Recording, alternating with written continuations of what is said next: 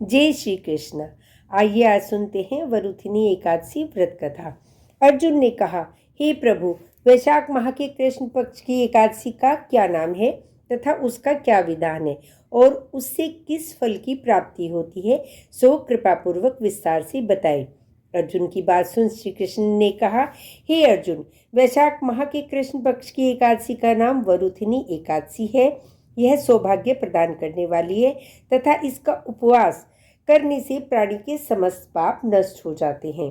यदि इस उपवास को दुखी सधवा स्त्री करती है तो उसे सौभाग्य की प्राप्ति होती है। वरुथिनी एकादशी के प्रभाव से ही राजा मानधाता को स्वर्ग की प्राप्ति हुई थी। इसी प्रकार धुंधुमार आदि भी स्वर्ग को गए थे। वरुथिनी एकादशी के उपवास का फल 10 सहस्त्र वर्ष तपस्या करने के फल के समान है। कुरुक्षेत्र में सूर्य ग्रहण के समय जो फल एक बार स्वर्ण दान करने से प्राप्त होता है, वही फल वरुथिनी एकादशी का उपवास करने से प्राप्त होता है। इस व्रत से प्राणी इलोक और परलोक दोनों में सुख पाते हैं। वह अंत में स्वर्ग के भागी बनते हैं। हे राजन, इस एकादशी का उपवास करने से मनुष्य को इस लोक में सुख और परलोक में मुक्ति प्राप्त होती है। शास्त्रों में कहा गया है कि घोड़े के दान से हाथी का दान श्रेष्ठ होता है तथा हाथी के दान से भूमि का दान श्रेष्ठ है, और इनमें श्रेष्ठ तिलों का दान है। सबसे श्रेष्ठ तिलों का दान है। तिल के दान से श्रेष्ठ है स्वर्ण का दान तथा स्वर्ण के दान से श्रेष्ठ है अन्न का दान। संसार में अन्न दान से श्रेष्ठ कोई भी दान नहीं है। अन्नदान से पितृ, देवता, मनुष्य आदि सब तृप्त हो जाते हैं। कन्यादान को शास्त्रों में अन्नदान के समान माना गया है।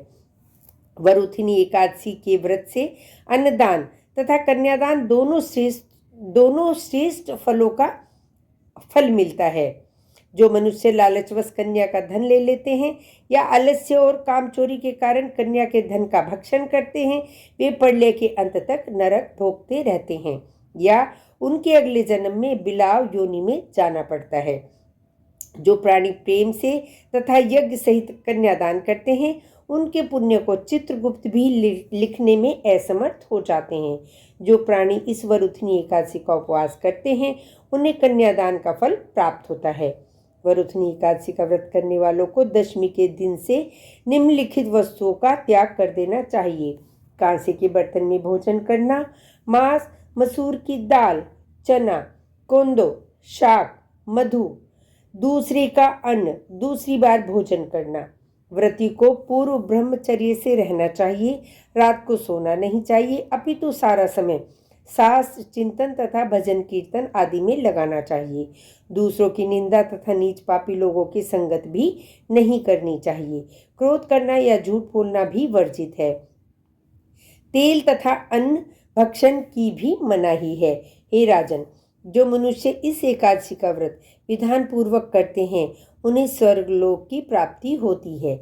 अतः मनुष्य को निकृष्ट कर्मों से भयभीत होना चाहिए। इस व्रत के महात्म्य को पढ़ने से 1 सहस्त्र गोदान का पुण्य प्राप्त होता है।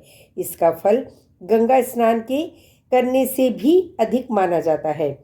अतः इस कथा का सार यही है: सौभाग्य का आधार संयम है।